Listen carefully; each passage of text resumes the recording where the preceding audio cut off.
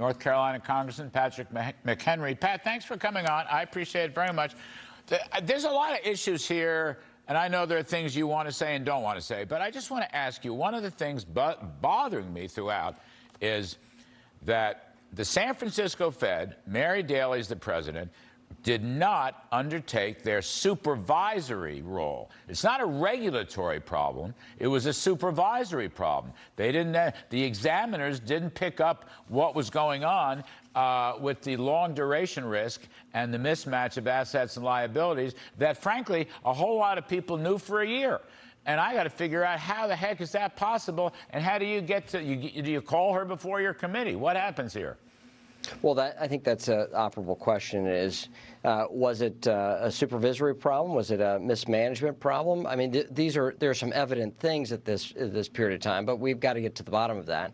And it's my committee that's going to focus on getting to the bottom of it. We have a lot of politicians right now, and actually a bunch of folks in the private sector that are preaching their book. That they're either preaching their politics they've long had, their policies they've long had, or trying to position themselves. But my goal, and it's my role, is to get to the bottom of who, what, when, where, why, and how. And the fact is, we know that there was something that was amiss here. When the private sector finds something out before the regulator, it calls into question the regulator's capacity and whether or not they're doing the right thing. We need to get to the bottom of that. Well, my thought, though, is that the regulator is also the supervisor. There's a difference between regulations and supervision. I worked at the Fed many years ago, and I actually worked in bank supervision for a while. Would you call Mary Daly to get her side of the story? Because I'm not the only guy raising the issue. I mean, by the way, she had First Republic in her district, and they got big problems also, maybe not as bad as SVB. But would you call the Fed president and talk about supervision and examination? It's in our list of options, but we also want to know who were the supervisors in the bank. What did they see? What did they experience? And what reviews did they give?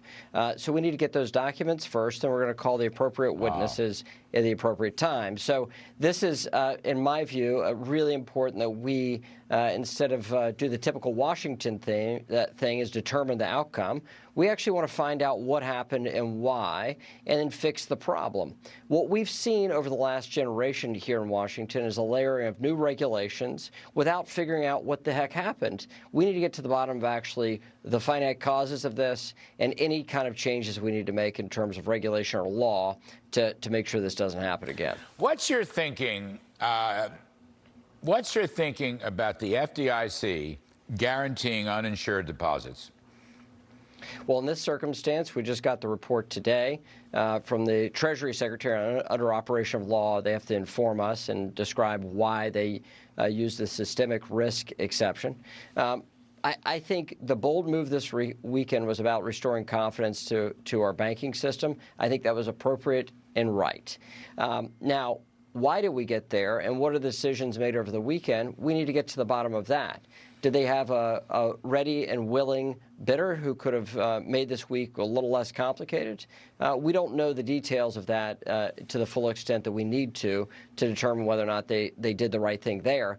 But the response Sunday night by the Fed announced things that are fully in the power of the Fed, and the FDIC did things fully within the power of the law creating the FDIC. So I think those things, for these two agencies, they acted appropriately and smartly, which gives us confidence. Well, as I said before, I've said it again on the show earlier, I think the Fed Treasury lending facility is a very good piece of work. I think that's exactly what the doctor ordered to stop contagion, and I think they're doing it the right way. But what would you feel if we went at some point and had universal use of FDIC guarantees for uninsured deposits? I mean, you got people talking about that. This is only one bank so far. Other people are saying this is the total nationalization of all banks, et cetera. I'm sure you've heard all the table talk on that. What would your own instinct be for that policy? Well, I think we have to look at this holistically. Is that really the problem here? Is that really the liquidity challenge here for institutions, and does that actually fix a challenge in the marketplace? And I think we have to look long and hard on that before we actually jump into something that substantial at this stage of the game. Are you worried, and I know you're going to have your hearings and so forth, but are you worried about climate change becoming another monetary policy tool? You know, Jay Powell has said no. Mary Daly is not the only one. She says, well, we have to think a lot about that. Larry Summers says that's a terrible idea. You know, this Silicon Valley Bank, they gave 70 grand, 75 grand to Black Lives Matter. That has nothing to do with commercial banking. I mean, you've got some very strange political agendas cropping up for banking institutions, which, let's face it, are in large part backed by the tax-paying public. You worried about that? Yeah, well, that goes into the basket of mismanagement. Was this bank mismanaged? Were the supervisors doing things that were not correct in their power? So they fall into those natural buckets. Were they doing things that were not essential to the banking business? Were they keeping their eye off the ball? And I think both the regulator, the supervisor, and those running the business, if that's what they were doing, then that calls into question whether or not they were acting appropriately. What we've seen in Washington, especially in this administration, is they want to make all the social agenda a part of banking. And my focus has always been on safety and soundness and the protection of our capital markets to be the envy of the world and our banking system to be the envy of the world. If we're not focused fully on that, then we're not doing the right thing. All right. Thank you, Mr. Chairman. We appreciate your time very much. Really. Great to be with you, Larry.